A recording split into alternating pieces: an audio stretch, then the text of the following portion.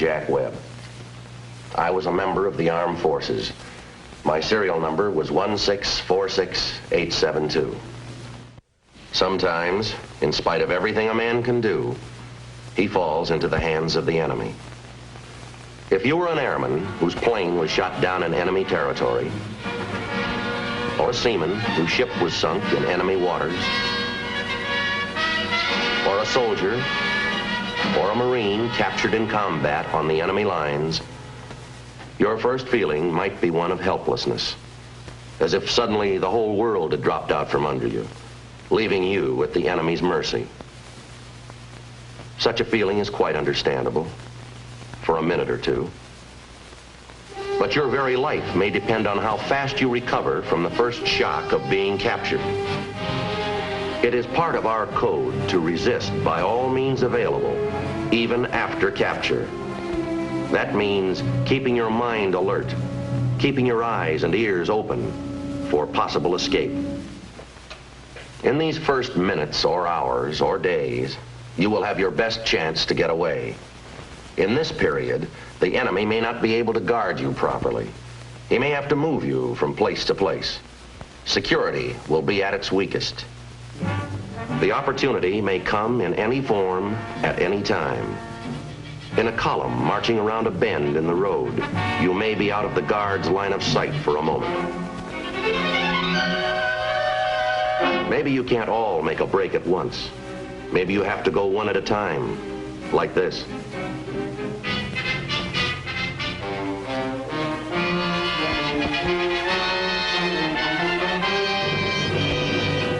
Whether you remain a prisoner for very long may well depend upon your state of mind.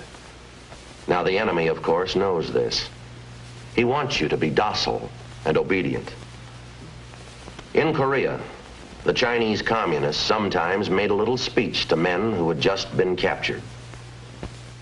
脑筋很简单，昨天我讲了一天，今天我们再试一下。Everybody quiet, please. You men should realize your good fortune. Now that you've been liberated by the People's Volunteer Army, for you the fighting is over. You're not soldiers anymore.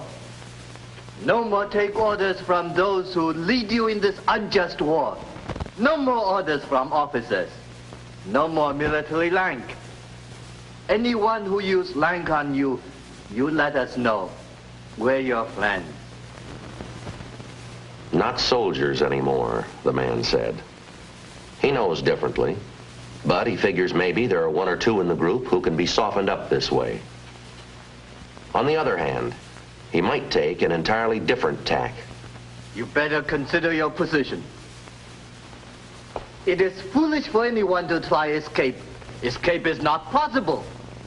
And for try to escape, you may be shot. Anyway, what is the use to escape? Where would you go? Better you learn to cooperate with us. Sooner the war be ended and everybody go home. Someone try to escape will only cause trouble for everybody. Maybe your best efforts to escape have failed, and you've been taken far to the rear of the enemy lines. There, a prison camp awaits you, perhaps looking something like this. Once you were brought to a place like this, home seems a million miles away. You're in enemy country, at the enemy's mercy. At least that's what the enemy wants you to think. He wants in every possible way to make you feel alone, helpless, friendless. The enemy knows he must first of all break down your military discipline and your sense of unity and comradeship with each other. In Korea, the enemy told all prisoners they were equal. A sergeant first class was just like everyone else. Prisoner no class, they said. Sergeant? No more sergeant. Everybody same thing. And they said it for a reason. To break down your military posture. To take away the one thing you have. The strength of your group. If the enemy talks up quarrels and bad feeling between prisoners, A disciplined leader will put a stop to it quickly and thus keep the group intact. If the enemy punishes a man unjustly, a disciplined group can retaliate by protesting as a group to the camp commander. If the enemy tries to break down discipline by throwing the senior in solitary, a disciplined group will give command automatically to the next senior member. If he, in turn, is taken away to solitary, the next senior will step forward, and the next, and the next, and so on, until the enemy's aim is defeated. Name, rank, service number, and date of birth. For an American, this is the end of the line. For the enemy, it is just beginning. And what was your name? Private John A. Nelson, service number 4256782, 12 September 1937. Cigarette? Good American cigarette. Not Hong Kong made. Now it takes about 15 seconds to give this necessary information to the captor. But he may spend 15 hours, or 15 days, or 15 weeks trying to make you talk more. Talk about what? Military matters, first of all. What unit you belong to, what equipment you had, what your mission was, what kind of training you had.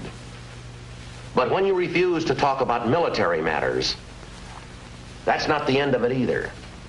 They want to know all about you as an individual, almost from the time you were born.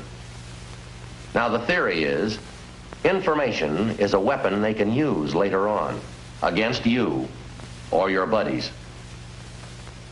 Want to talk about your outfit? It is no matter. We know all these things anyway. But since you're here, it is a good chance for us to get acquainted. You know, before this war began, I was a school teacher. Much better than to be in war, but what kind of school you go to, Nelson? A nice one? Where was it?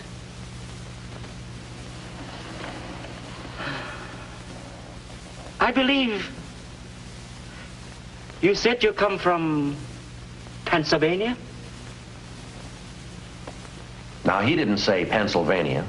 He didn't say anything, because he knew that if he answered just one question, it would be one too many. If a prisoner doesn't respond to the friendly approach, the interrogator will often change his tactics, like this. I'm going to give you just one last chance to start answering some questions.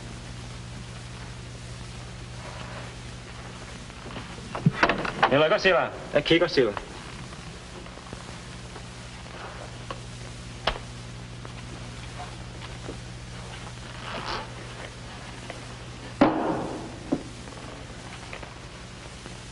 Now, let's see if your memory is any better. Stand up.